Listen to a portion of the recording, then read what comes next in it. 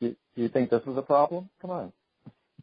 Welcome to Butterflies of Wisdom, everyone. If we can remember what days we're dealing with, and if technology works with us, we can have a decent podcast episode. But enough with me rambling. Today is Thursday, and as you know, we did an episode that came out on Monday, actually, of me quitting my job in 2020, which I got a lot of great feedback on. And so I wanted to start this episode out with two tirades. One tirade that I wanted to do, and then a happy tirade if that is such a thing. One, if you don't like sharing your story, please don't come on a podcast. Don't come on a podcast in general, because a podcast that doesn't like dead air. And so please tell Danielle, my producer, or myself that I feel uncomfortable on a podcast. Just admit it to me or Danielle, and then we'll make adjustments to what you feel comfortable with, because a podcast, it doesn't want a coach saying, and I'm doing that on purpose because that's what a lot of people do, and shaking in the boots. And so when Mel shares his story, he doesn't put the pauses in like he's shaking in his boots, at least I don't think he does. So that's my first announcement. My second announcement is I got a phone call from a friend today saying that basically we talked about totally different stuff, but she goes, I don't live with my dad. I don't have my daddy to take care of me. You do. And she did it to me in a condescending way. And when I think about it, I think that a lot of older parents are moving back in with their kids because they need medical care and they need help. Everyone needs help. And so I am, and I know Mel is doing this, Mel and I live in two of the most expensive zip codes in the country. California is number one. Aspen, Colorado is number two. So I know able-bodied people that don't live on their own in Aspen, Colorado. I have a dear friend who still lives with her parents because she can't afford a place to live. So don't be automatically assuming that the disabled don't get the lucky stick because they don't live on their own. It all depends on their situation. And Mel, I will let you jump in there for a couple minutes to explain what your situation is. I know that Mommy Dearest lives with you, and you love that. Yes, I have a tremendous relationship with my mom. She's 83 years old, and when I got divorced back in 2012, I remember coming over to drop off some stuff in the garage, and she said to me, hey, where are you going to go? And I said, well, I don't know. And she said, well, why don't you just stay here? I'd love your company, and I'd feel a whole lot better if you were here. And I had a cousin at the time that was living with her. He was just finishing his nursing degree at Long Beach State. And so, she had good security there. And he just recently moved out because he got married. But, he's also had a great nursing career start in the last couple of years. So we give her a lot of security knowing that we're there. And yeah. I love being around my mom because, you know what? I cherish every moment with her now. My kids get to see her on a regular basis because they come over, weekly. And that's something they didn't do when we were married. So there's a lot of value in it. And it's always a synergy, no matter who you live with, no matter what the circumstances. You're helping each other, whether it's financial, emotional, security-wise, whatever the case may be. Think from a bigger picture, guys, because someday my mom's going to be gone. And I cherish every day with her. She's 83, phenomenal strength, looks like she's 63, but I can't take that for granted. She's survived breast cancer. She has her own weaknesses and ailments every day, and, you know, I shudder at the thought of what call I would get or what would happen, but I love the fact that every night she's upstairs and I'm there to protect her, or I can be there as best I can. So every situation is different. It's expensive to live out there on your own if you're a young person who in your 20s or 30s just starting out your life. You know, I don't know. I don't think you can make a blanket statement that it's wrong to live with your parents or your parents live with you. Especially in my culture, it's not something we do. Now, I'm not going to rely on my sons to take care of me, you know, but at the same time, I would love an opportunity to stay with them in my later years, you know. I mean, it's a model they're seeing with me now, you know, and my mom, but I'm divorced, so I don't know what their future holds. But nonetheless, I'm cherishing this moment that I have with her for sure. Yeah, but I just wanted to tell you guys that people are starting to assume that I live with my dad just because I'm disabled. As a matter of fact, he walked in here as I was speaking to you, and I had to shoo him out of the room. I didn't feel bad because I was on the phone with you. But I have opened a policy with him, and he has opened a policy with me. So it's not like we have a strained relationship, nor do I have one with my stepmom, nor do I have one with my stepsister, nor do I have one with my biological mom. My biological mom and my dad and my stepmom and my stepsister all have open relationship, and we can talk about basically anything from boys to women's issues, and we can basically talk about anything. So basically, if you're not living on your own, that's not a bad thing, because I remember once I was having a bad day, and my dad actually sent me, you know, there's an article in the New York Times about your generation moving back in, and I'm like, well, that makes me feel better that I don't live on my own. I still live with my dad, and I will continue to live with my dad unless his circumstances change. I will continue to live with my dad. I'm telling you guys flat out, I may quit my job, but I'm certainly not moving out and quitting my job.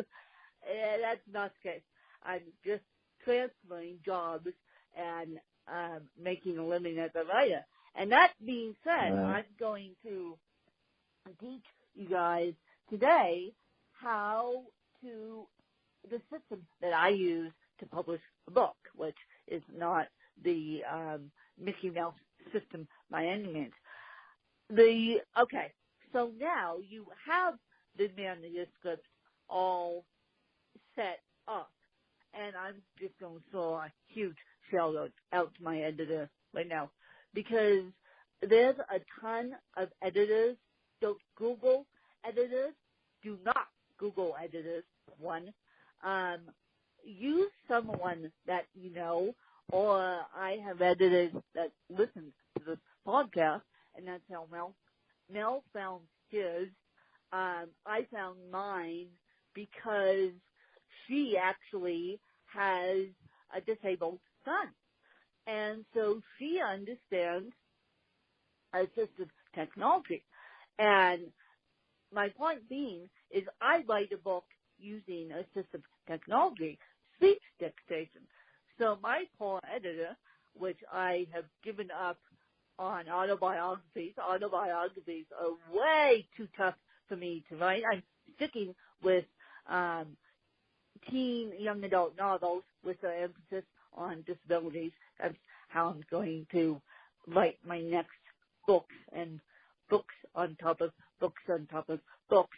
So the mosaic of CP will be the last autobiography you guys will see out of me. I'm sorry, you guys. You want me to write autobiography? Have someone help me, because it's not easy.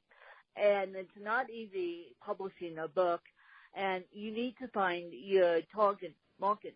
But how I do it is I use Siri.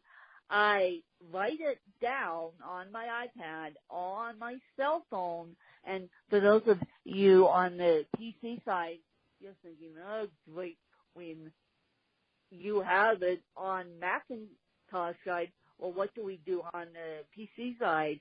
And you guys have Dragon Naturally Speaking, which the problem with Dragon Naturally Speaking, actually, I shouldn't call it a problem. It's just a problem for me, is that you have to train it.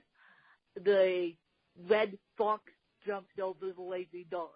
The red fox jumps over the lazy dog. You have to say that to Dragon Naturally Speaking 1,000 times over. Yes, I said a keyboard typing class sentence. Remember those? So you have to say that to dragons, for dragons get the to get the natural cadence of your voice. Siri, you don't. Siri, you can just go into iPhone settings and turn on Siri, and then Siri works straight out of the box.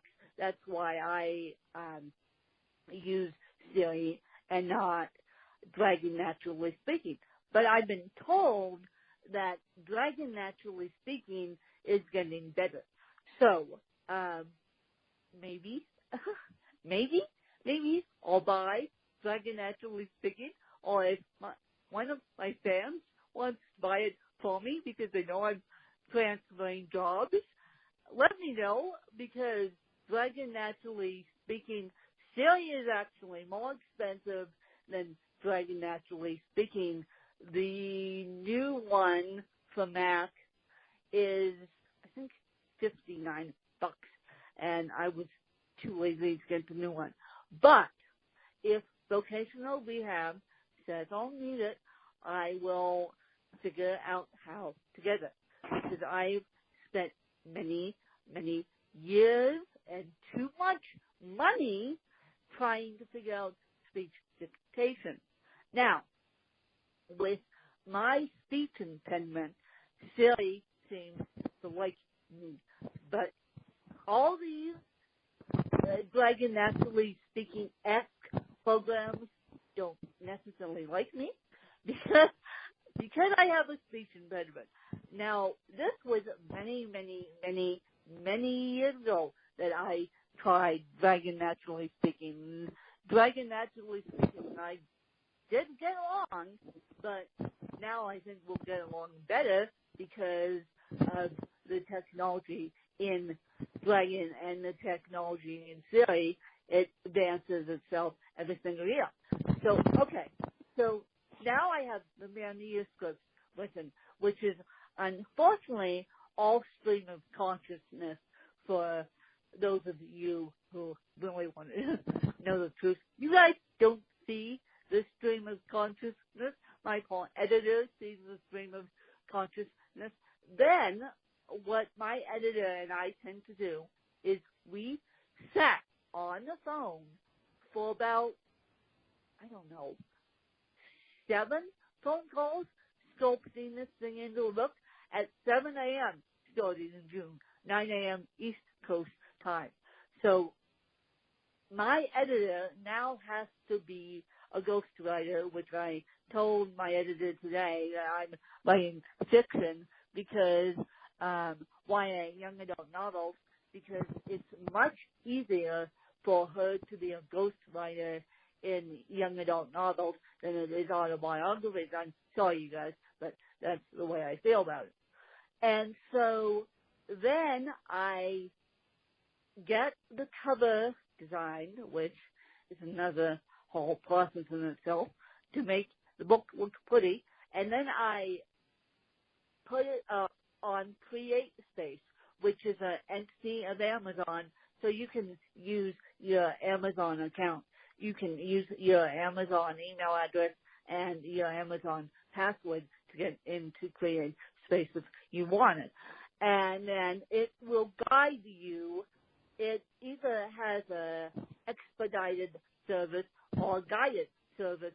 I choose the guided service just so I don't screw up, but I can also choose the expedited service because I know what I'm doing. And it will say cover title information, interior, and they do take Microsoft's word. For the cover, they do take a PDF. That's the only thing they take. So then I upload it to CreateSpace. And it usually takes, this one will take me a good day. Usually these books take me a good day to upload. And then I give it 24 hours. So they approve it.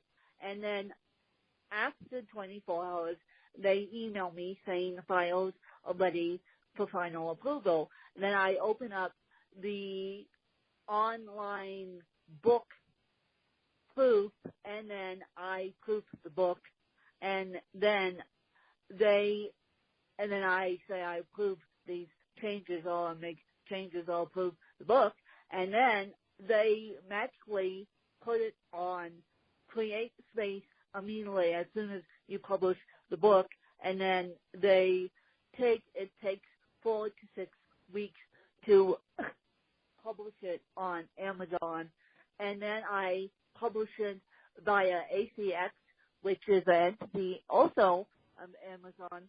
Speaking of Jeff Bezos has been reported to be the richest man in America as of today. So here we go, speaking of his two companies. And so I use ACX. Now, ACX, all they do is produce audio versions of the book. Now, you have to type in the title to claim that it's your book. So the book already has to be on Amazon with Archway Publishing, which is another entity that Draft Digital is using, and that's how I publish my books to Apple, draftdigital.com. And I had the director, Kevin, of Draft Digital on this podcast. Go back and listen to that podcast episode to figure out what Draft Digital is and why we love it and why I use it. And so with the publishing system, I just lost my train of thought now. God, this is unbelievable. I've never lost my train of thought in the middle of the podcast, but there we go. I got it back. With the publishing system that Draft Digital is using, they do not do a 50-50 split, which means the narrator takes 50% and then the author takes 50%. But you can set your own prices. With ACX, you can't.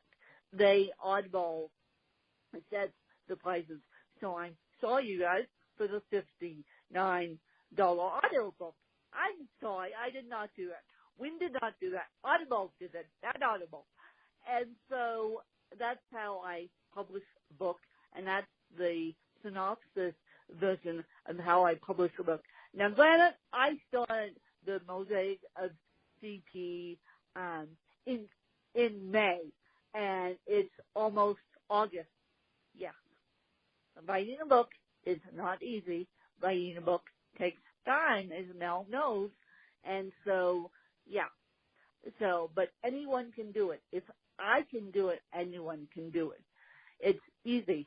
It's easy, and there's a ton of book coaches out there that can help you. I can help you to the best of my abilities, and Mel could help you, and I'll Google the how to publish a book.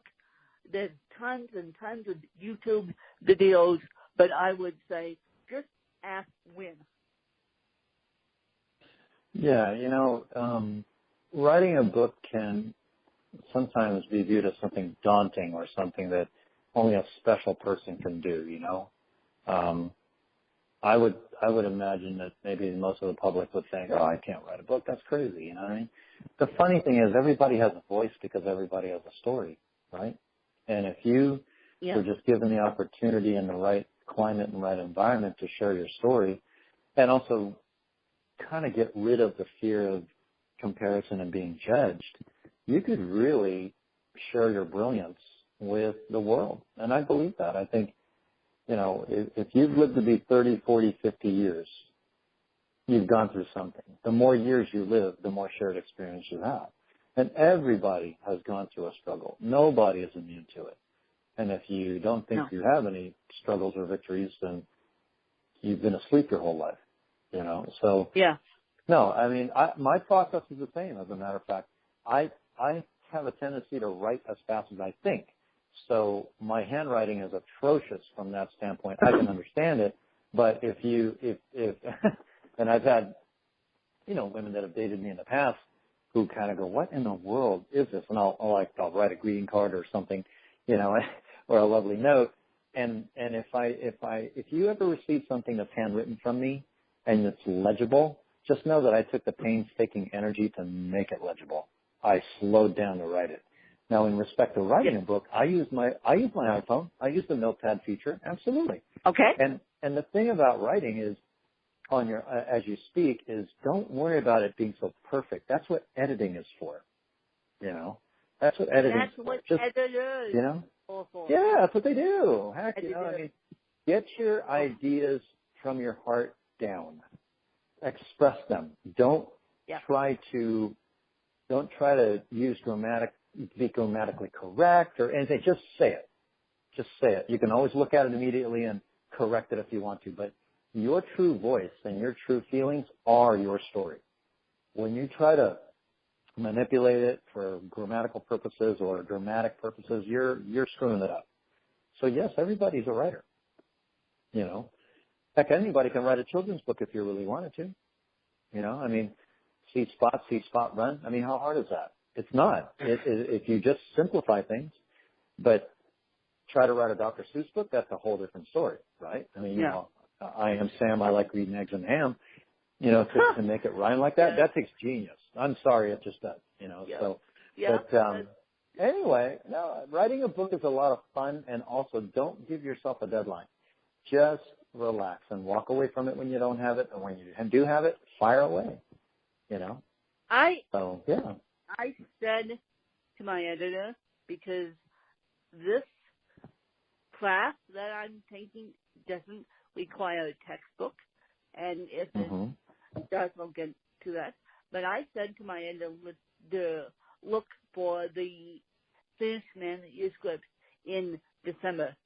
But if I get too under the weeds, I will explain to him, look, I'm too under the weeds because, look, I'm working. I wish I wasn't working, but now I am.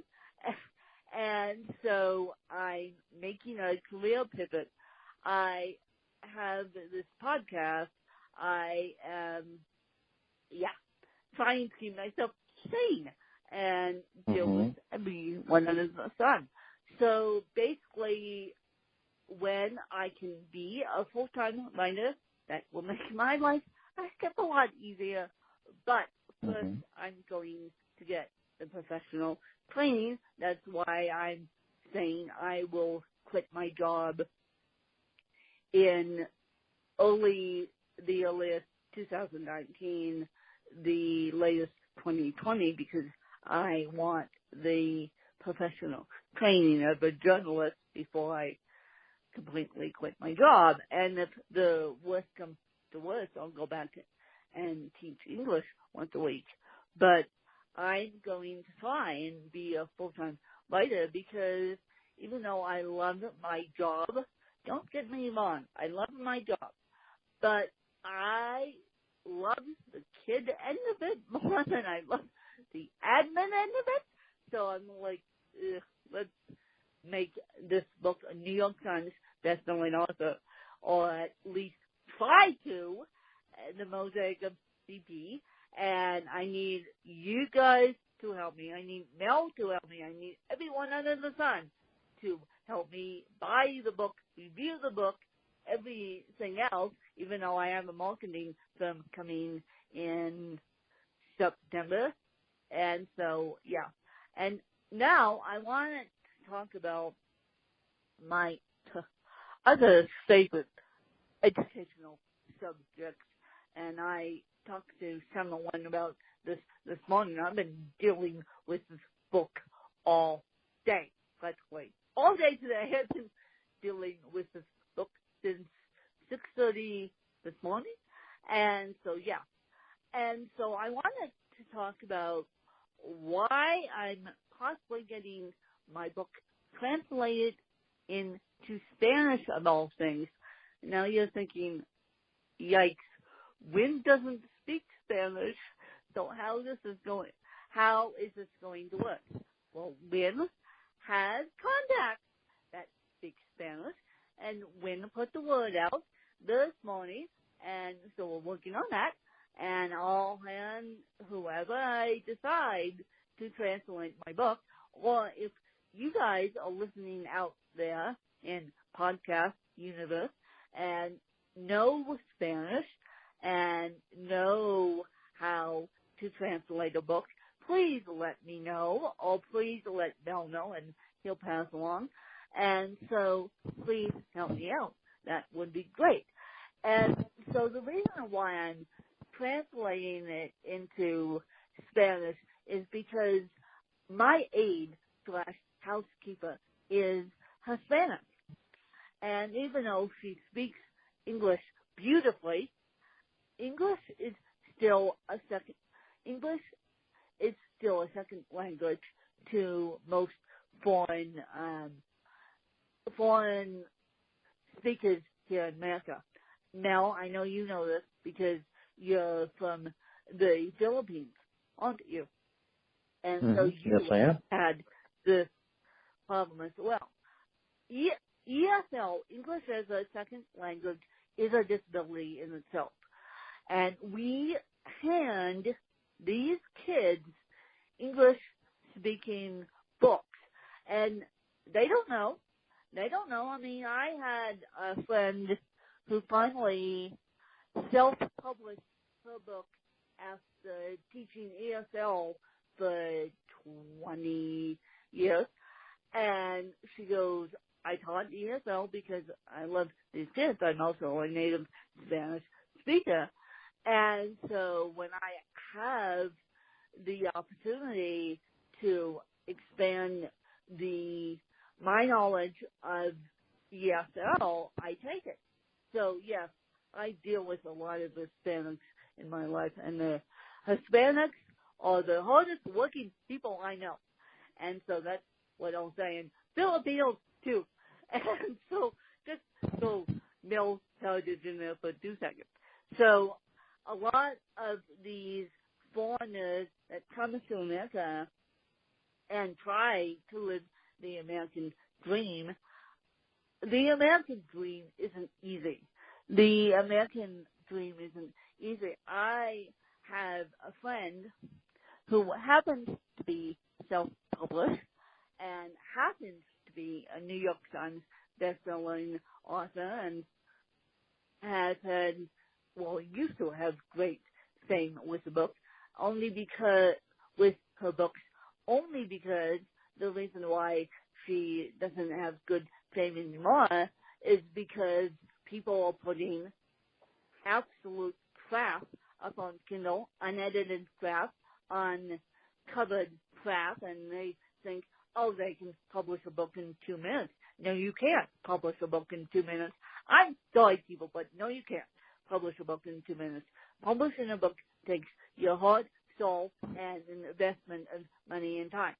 So I am just saying, if I do an ESL version of the Mosaic of CP, one, that will make my reach even stronger because I'm picking up another population. Two, I'm educating the population about CP, and those who can speak English go back and read I Come a Win. So that's why I'm doing it. You know, it's brilliant actually that you're going to publish it in Spanish. Joel Osteen, the world famous religious speaker, if you will, he went ahead and did his in Spanish, and I've listened to his books, his audiobooks.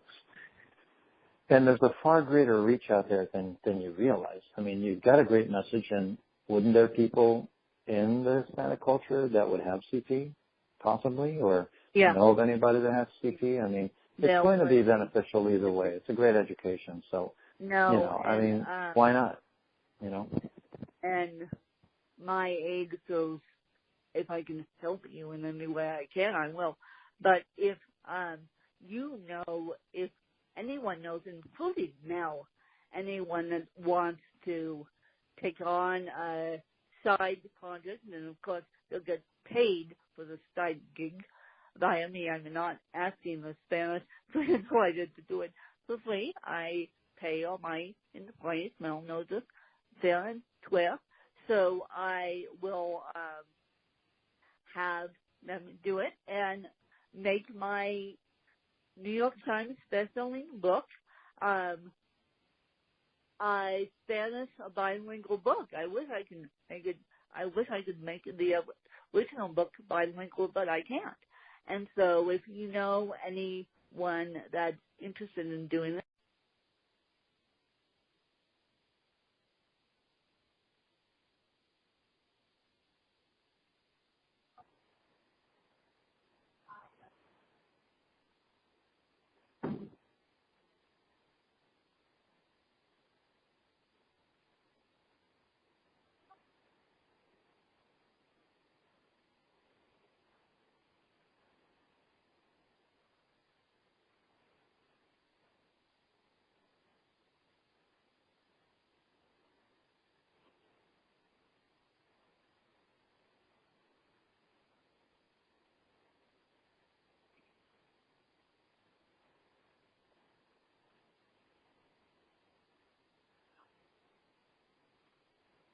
The host has joined the conference. Hello. I will pick up where we left off now. Go for it. Let's